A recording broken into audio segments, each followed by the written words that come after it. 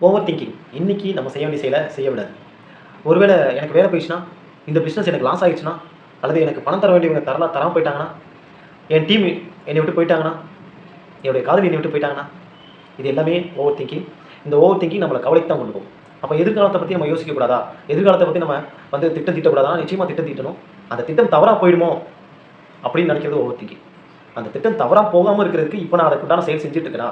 அப்படின்றத நம்ம யோசிக்கணும். அத நம்ம செய்யணும். நம்ம ஒரு வேலை செய்ய போறோம்னா, அந்த வேலைக்கு நம்ம திங்க் பண்ணலாம். அது தவறா போயிருமோ! அப்படின்னு நினைச்சோ, அல்லது இது இப்படி தான் வரும் அப்படின்னு நினைச்சோ நம்ம இருந்தோம் அப்படின்னா, அன்னைக்கு அந்த இடத்துல அந்த வேலைய செய்ய முடியாது. அந்த வேலைய நம்ம சரியா செய்யலனா அது தவறா தான் போகும்.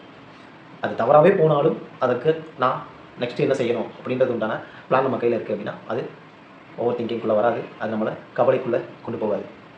என் கட்டுப்பாட்டுல இல்லாத ஒரு விஷயத்த நான் ஓவர் திங்க் பண்ணக்கூடாது.